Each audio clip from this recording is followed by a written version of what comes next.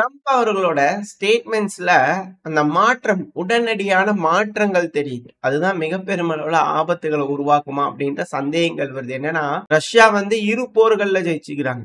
ஹிட்லரை எடுத்து ஜெயிச்சுக்கிறாங்க, நெப்போலியன் எடுத்து ஜெயிச்சுக்கிறாங்க. இதே ட்ரம்ப் அவர்கள் வந்து பாத்தீங்கன்னா, இந்த பேச்சுவார்த்தையில ஆரம்பிக்கிறதுக்கு முன்னாடி ஸ்டேட்மெண்ட் எப்படி இருந்ததுன்னா, 2ஆம் உலகப் போர்ல நாங்க ஜெயிக்கிறதுக்கு சோவியத் யூனியன் உதவி இருந்தாங்க அப்படிங்கிற ஸ்டேட்மெண்ட் இருந்தது. ஆனா இப்போ அவரோட பேச்சுக்கள், நடவடிக்கைகள்ல மாற்றங்கள் தெரியுதே. இது திடீர்னு அப்படியே உல்டா ஆகுமா?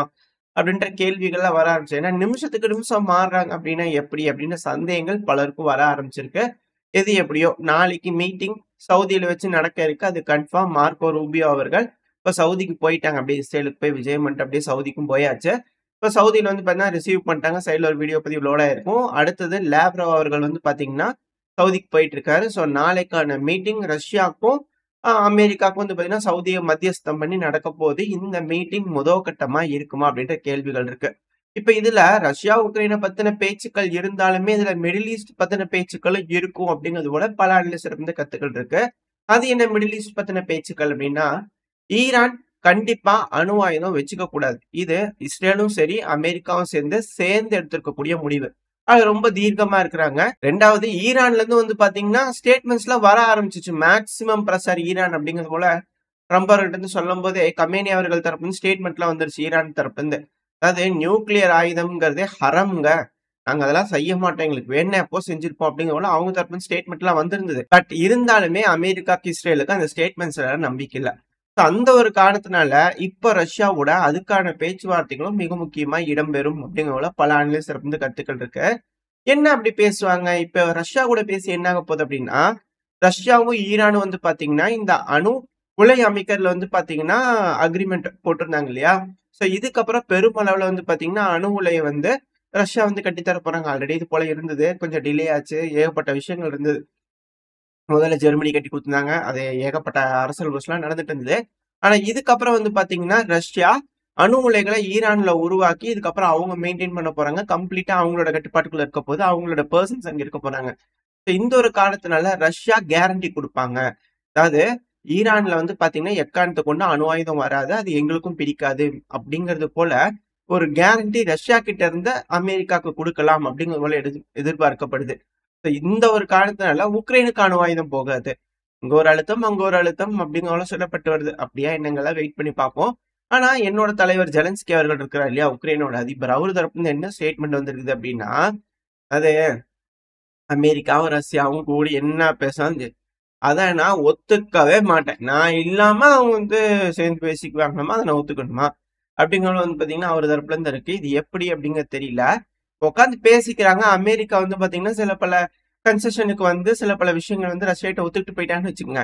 நாளைக்கு அதை போய் உக்ரைன் கிட்ட சொல்லி உக்ரைன் வந்து பாத்தீங்கன்னா அதை கேட்கல அப்படின்னு என்ன பண்றது? ஓ, ரஷ்யாவும் அதை நம்பி அமெரிக்கா சொல்றாங்க செஞ்சிருவாங்கன்றதை நம்பி ஏதோ ஒண்ணு செஞ்சுட்டாங்கன்னு வச்சுக்கோங்களேன். பின்வாங்கறது இல்ல ஏதோ ஒரு பகுதியில இருந்து விட்டு கொடுக்கறது அது போல செய்யறான்னு வச்சுங்க. இப்ப போய் உக்ரைன் கிட்ட சொல்லி நான் கேட்க முடியாது அப்படிங்கிற ஜெலன்ஸ்கி அவர் சொல்லிட்டாருன்னு என்ன பண்றது அப்படின்ற கேள்விகள்லாம் வர ஆரம்பிச்சிருக்கு. இப்போ வெயிட் பண்ணி பார்ப்போம். முதல்ல பேச்சுவார்த்தையில என்ன முடிவுகள் வரப்போகுது, என்னெல்லாம் பேசிக்கிறாங்க, அதெல்லாம் சொல்றாங்களா? டோரை சாத்தி வச்சுட்டு இதான் டிப்ளமசின்னு சொல்லிடுவாங்களான்னு தெரியல. இப்போ வெயிட் பண்ணி பார்ப்போம். நாளைக்கு ஏதோ ஒரு முடிவு எட்டப்படும் அப்படிங்கிற பல அனலிஸ்டர் வந்து நம்பிக்கை இருக்கு. அதே நம்பிக்கையில அடுத்த செய்திகளுக்கு போக ஆரம்பிக்கலாம். இப்போ மிடில் ஈஸ்டா இருக்கட்டும், இங்க ரஷ்யா உக்ரைனா இருக்கட்டுங்களா, முடிவுகள் இருக்கு அப்படிங்கிறது போல ஒரு யோசனை இருக்கு இல்லையா? இதே சமயத்துல வந்து பாத்தீங்கன்னா நேரா அப்படியே நம்ம சீனா பக்கம் போயிட்டோம் அப்படின்னா, சீனா திரும்பவும் தைவானை போய் எட்டி எட்டி பார்க்கலாமா அப்படிங்கிறது போல வேலைகள்ல இறங்கி இருக்கிறாங்க. அதுவும் இந்த தடவை எட்டி பார்க்கறதுக்காக 41 விமானங்கள் 4 படகுகள் கிட்ட வந்து பாத்தீங்கன்னா போர்க்கப்பல்களை வந்து பயன்படுத்திக்கிறாங்க சீனா அப்படிங்கிற குற்றச்சாட்டுகள் தைவான் தரப்புல இருந்து வந்துகிட்டு இருக்கு. ஏன் இப்போ திடீர்னு இது போல முடிவுகள் அப்படின்னா, அமெரிக்காவோட மாற்றம். அதாவது திடீர்னு மாற்றங்கள் வருது அமெரிக்கால அப்படிங்கிற சொல்றோம் இல்லையா? அதுல ஒரு மாற்றம் தான் தைவானை வந்து ஒரு தனி நாடா நாங்க அங்கீகரிக்கல அப்படிங்கிறது போல இதுக்கு முன்னாடி அமெரிக்காவோட ஸ்டாண்டா இருந்தது. ஆனா இப்போ அது போல ஒரு விஷயம் இல்ல. இப்ப அந்த ரீஜன்ல எப்படி இருக்கோ அது அப்படியே இருக்கணும் அப்படிங்கறது போல மென்ஷன் பண்ணிக்கிறாங்க. அப்ப என்ன, தைவான் தனி நாடா அப்படிங்கிற கேள்விகள் வருது இல்லையா? ஒருவேளை தைவான் இண்டிபெண்டன்ட் வேணும்னு சொல்லி தனிநாடு அப்படிங்கிறதோட சொல்றாங்க அப்படின்னா கண்டிப்பா இந்த பகுதியில வந்து பாத்தீங்கன்னா மிக பெரும் பிரளயம் வெடிக்கும். அதுல எந்த ஒரு மாற்றமும் இல்ல. அதுக்குதான் ட்ரம்ப் அவர்கள் பெருமளவுல இந்தியாவை தான் வசம் கொண்டு வரணுன்றதுக்காக அழுத்தங்கள் கொடுத்துட்டு இருக்காங்களா? ஏன்னா நம்மளுக்கும் சீனாக்கு ஆகல. ஏகப்பட்ட பார்டர் டிஸ்பியூட்ஸ்லாம் இருக்கு. அதையும் தைவானையும் ஒரு சேர வச்சு இந்த இடத்துல வந்து ஜஸ்ட் பிசினஸ் அப்படிங்கிறதுக்காக ஏதாவது செய்கைகள் செஞ்சிருவாங்களா? யுஎஸ் எய்டுன்னு சொல்லி ஏகப்பட்ட அளவுக்கு ஃபண்ட் வந்து பாத்தீங்கன்னா இந்தியாவுக்குள்ள பூந்து விளையாடி இருக்குது. அது யாரு கன்ஃபார்ம் பண்றாங்கன்னா DOGE, department of government efficiency, Elon Musk அவர்கள் தரப்பு வந்து கொடுக்கக்கூடிய ஸ்டேட்மெண்ட்ஸ் எதெல்லாம் கேன்சல் பண்ணியிருக்கோம் அப்படிங்கிறத சொல்லிக்கிறாங்க. அதுல என்னன்னா சைட்ல ஒரு இமேஜ் லோட் ஆயிருக்கும். அதுல அவர் கொடுத்திருக்கக்கூடிய லிஸ்ட்ல 486 மில்லியன் அமெரிக்க டாலர் அளவுக்கான பணம் இங்க விளையாடி இருக்கு. அதாவது இந்த பணத்துல 22 மில்லியன் மால்டோவாக்கு, 21 மில்லியன் வாட்டர் ஸ்டேன் அவுட்டுக்குன்னு சொல்லிக்கிறாங்க. அப்ப பேலன்ஸ் இருக்கல என்னங்க, எதுக்குங்க அதெல்லாம் அப்படிங்கிற கேள்விகள் வருது. அதாவது இத்தனை நாளா வந்து பாத்தீங்கன்னா யுஎஸ்ஏடுன்னு இவங்க ஒரு லிஸ்ட்ல செஞ்சுட்டு இருந்துக்கிறாங்க. அந்த லிஸ்ட் எல்லாம் கேன்சல் பண்ணியாச்சு. இப்ப இந்த பணம்லாம் பெருமளவுல மிச்சம் இருக்கும். இதை பயன்படுத்தி வேற வகையில உள்ள விரல் விட்டு ஆட்டுவாங்களா இந்தியாக்குள்ள? இதுக்கப்புறம் பணங்கள் வந்து இவங்க வேற வழியில செலவு பண்ணுவாங்களா அப்படின்னு சந்தேகங்கள் வர ஆரம்பிச்சிருக்கு. அது செய்யாமலாம் இல்ல, ட்ரம்ப் அவர்களோட அரசாங்கத்துல யுஎஸ்ஏடி இருந்தது தானே, புது அதிபர் ஒன்றும் கிடையாது, ஆல்ரெடி இருந்தது. 2வது டேர்முக்கு தான் வந்துக்கிறாரு. இப்ப வந்துதான் இது போல மாற்றங்கள் கொண்டு வரணும்னு நினைக்கிறாரு. அந்த மாற்றங்கள் மிக பெரும் விவகாரமா மாறிடுமா அப்படின்ற சந்தேகங்கள் இருக்கு. ஏன்னா அதிகமான ஆயுதங்கள் கொடுக்குறேன், F-35 தரேன்னு இந்த ஆசையெல்லாம் காட்டுறாங்க அப்படின்னா ஒரு வேலை இருக்குமோ அப்படிங்கிற போல கேள்விகள் இருக்கு. சீனாக்கு இது சிக்கல் தான். அதுவும் பிரிக்ஸ பிரிக்கணும் அப்படின்னா கண்டிப்பா ஐக்கும் சிக்கும் மூட்டி விடணும். அந்த வேலை திறன்பட செஞ்சிருவாங்களா அப்படின்ற சந்தேகங்கள் இருக்கு. அது மட்டும் இல்லாம பிரேசில்ல வந்து பாத்தீங்கன்னா ஜூலைலயே பிரிக்ஸ் மீட்டிங் நடக்க இருக்கு. ஆனா அதுக்கு முன்னாடியே இந்த ஆப்பிரிக்கா, சவுத் ஆப்பிரிக்காவுக்கு மிக பெரும் பிரச்சனை உருவாயிட்டு இருக்கு. ஆல்ரெடி இந்த ஆப்பிரிக்கால வந்து பாத்தீங்கன்னா செந்தில் டிகோச்ல ஒரு ஒரு பிரிசன் எஸ்கேப் வந்து பாத்தீங்கன்னா போட்டிருப்போம். அதுல வந்து ஒரு விஷயத்த நான் மேலோட்டமா சொல்லிட்டு போயிருப்பேன். ஒயிட் ஆப்பிரிக்கன்ஸ், பிளாக் ஆப்பிரிக்கன்ஸ், அந்த சவுத் ஆப்பிரிக்காலே வந்து பாத்தீங்கன்னா ஒயிட் கலர்ல இருக்கிற ஆப்பிரிக்கன்ஸும் பிளாக் கலர்ல இருக்கிறவங்களுக்கும் பிரச்சனை இருந்தது. அந்த டைம்ல தான் இது போல புரட்சிகள்லாம் செஞ்சுதான் அதுக்கப்புறம் இவங்க வந்திருக்கிறாங்க. அதுக்கு முன்னாடி வெள்ளை நிறத்தவர்கள் தான் ஆட்சி செஞ்சுட்டு இருந்தாங்க. அதுல ஏகப்பட்ட விஷயங்கள், சிறைச்சாலை கூட வெள்ளை நிறத்தவர்களுக்கு தனி, கருப்பு நிறத்தவர்களுக்கு தனி அப்படிங்கிறது ஒல்லா இருந்தது. சோப்பெல்லாம் கூட பயன்படுத்தக்கூடாது கருப்பு நிறத்தவர்கள், அது மாதிரி ஏகப்பட்ட கடுமையான விஷயங்கள்லாம் இருந்தது. இப்ப திரும்பவும் அது போல விஷயங்கள் அங்க பிரச்சனைகள் பெருசா இருக்கு. இதுக்கு பின்னாடி ஏதாவது எய்டுகள் விளையாடுதா அப்படின்ற கண்ணோட்டத்துல பலரும் பார்த்துக்கிட்டு இருக்காங்க. அதுக்கான மிக முக்கியமான காரணம் இந்த கோர்ட்ல கேஸ் போட்டாங்க இல்லையா சவுத் ஆப்பிரிக்கா இஸ்ரேலுக்கு எதிர்த்து, அதுக்காக இப்படி ஒரு அழுத்தம் வருது அப்படிங்கிறதெல்லாம் சொல்லப்பட்டு வருது கேஸை வாபஸ் வாங்கணும்ட்டு. ஆனா என்னாலும் வாபஸ் வாங்க மாட்டோம் அப்படிங்கிற சவுத் ஆப்பிரிக்கா தரப்புன்னு சொல்லிட்டு இருக்கிறாங்க.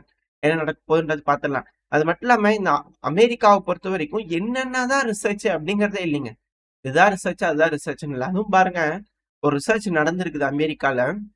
இந்த அபார்ஷன் பண்றாங்க இல்லையா, அந்த குழந்தைங்களோட டிஷ்யூவை வச்சு லேப்ல இருக்கக்கூடிய அனிமல்ஸுக்கு வந்து டெஸ்ட் பண்ணி பார்த்துருக்குறாங்க. இதுல என்ன கேள்வினா, அந்த அபார்ஷன் பண்ணக்கூடிய குழந்தைகளோட விஷயங்கள் வந்து பாத்தீங்கன்னா இவங்களுக்கு எப்படி கிடைக்குது, அப்ப அது வந்து தொழிலா செஞ்சுட்டு இருந்துக்கிறாங்களா அப்படின்ற கேள்விகள்லாம் வந்திருக்கு. அதனாலதான் ஆன்டி அபார்ஷன் லா கொண்டு வந்தாங்களா அப்படின்ற கண்ணோட்டத்துல பலரும் பார்த்துக்கிட்டு இருக்காங்க. மேபி அதை நியாயப்படுத்துறதுக்காக கூட இது போல ஏதோ ஒண்ணு கிளப்பி விடலாம். ஆனா என்ன மாதிரியான ரிசர்ச் எல்லாம் அமெரிக்க தரப்பு வந்து பண்ணிட்டு இருக்கிறாங்க அப்படிங்கிறது போல கேள்விகள் வர ஆரம்பிச்சிருக்கு. இதுக்காகவே எப்படி பல விஷயங்கள்ல யோசிக்க தோணுது இல்லையா?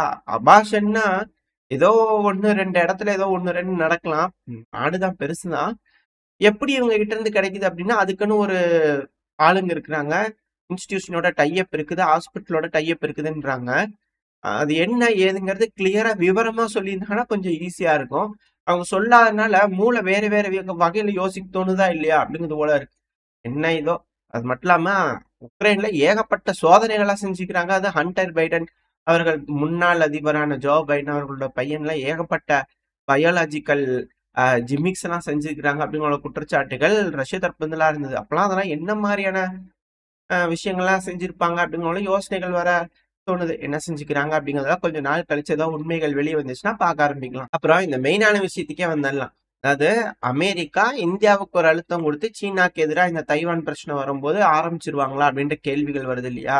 இதுக்கு சும்மா 1-2 செய்திகள் வச்சு கன்ஃபார்ம் பண்ண முடியாது. சும்மா சீனா வந்து அந்த இடத்துல பார்த்துட்டு இருக்கிறாங்கன்றதுக்காக.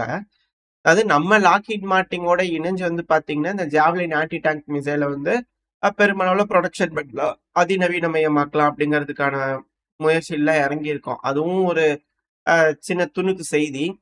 இது கூட வந்து வச்சு பார்த்தோம் அப்படின்னா, அதாவது இதுக்கு நம்ம ஒத்துக்கல அப்படின்னா பங்களாதேஷும் பாகிஸ்தானும் தீவிரவாத நடவடிக்கைகளில் ஈடுபடுவாங்களா அப்படின்ற கேள்விகள் இருக்கு. ஆல்ரெடி நம்ம பார்த்தாச்சு.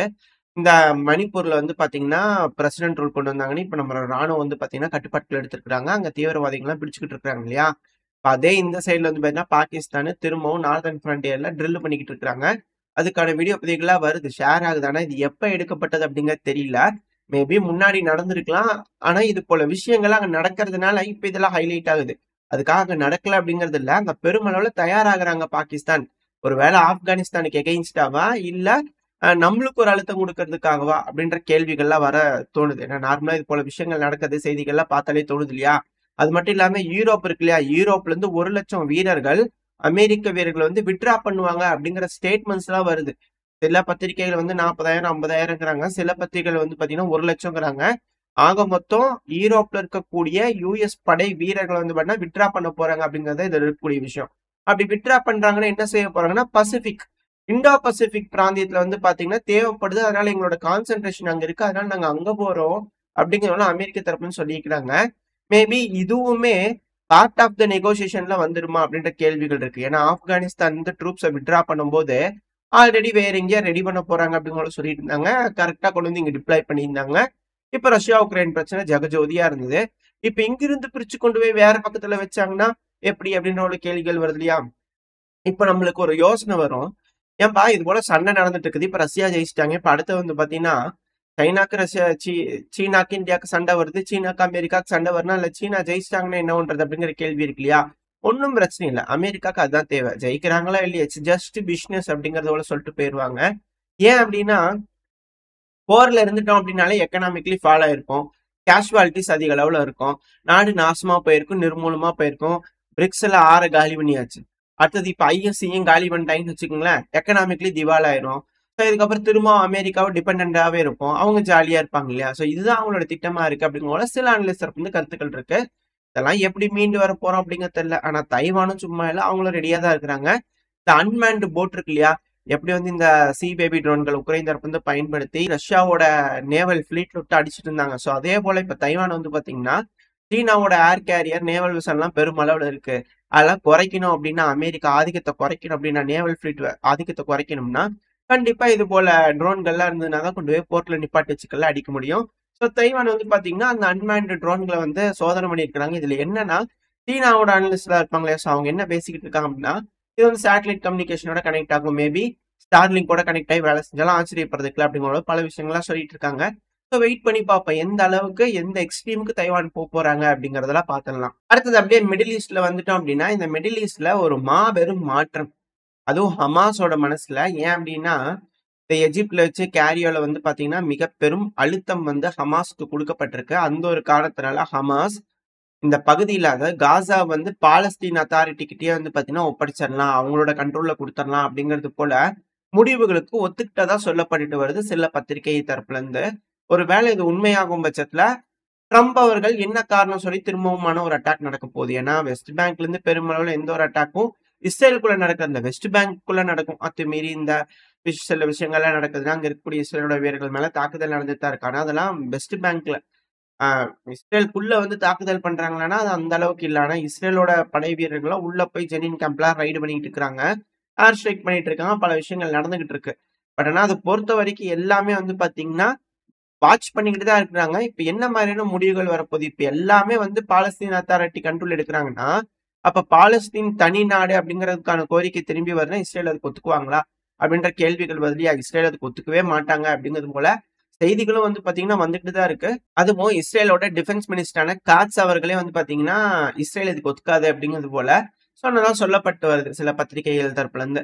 வெயிட் பண்ணி பார்ப்போம் என்ன மாதிரியான நெகோசியேஷன். இது எல்லாமே வந்து பாத்தீங்கன்னா இந்த சவுதியில நடக்கக்கூடிய அந்த அமைதி பேச்சுவார்த்தையில இருக்குமா, இடம்பெறுமா அப்படிங்கிற கேள்விகள் இருக்கு. பொறுத்திருந்து பார்ப்போம் என்னென்ன விஷயங்கள் பேசிக்கிறாங்க, என்னென்ன முடிவுகள் எட்டப்பட்டிருக்கு.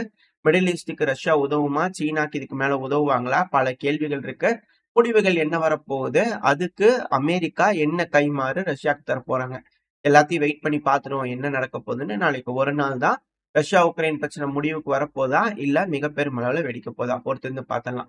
ஓரளவுக்கு தகவல்கள் இந்த பதிவுல பார்த்தாச்சு. இதோட இந்த பதிவு நான் முடிச்சுக்கலாம். இந்த பதிவு எப்படி இருந்துச்சு, உங்களுக்கு பிடிச்சிருக்கா? பிடிச்சா லைக் பண்ணுங்க, ஃப்ரெண்ட்ஸ் நம்மள ஷேர் பண்ணுங்க. அது கூடவே மறக்காம நம்ம சேனல் இன்னும் சப்ஸ்கிரைப் பண்ணலாம், மறக்காம சப்ஸ்கிரைப் பண்ணிக்கோங்க. எனக்கு மோட்டிவேஷனா இருக்கு இது போல தொடர்ந்து பதிவுகள் போறதுக்கு. இந்த பதிவு நல்லா இருக்கும்னு நம்பிக்கையில அடுத்த பதிவுல உங்களை சந்திக்கிறேன். அது வரைக்கும் ஸ்டே சேஃப். By by.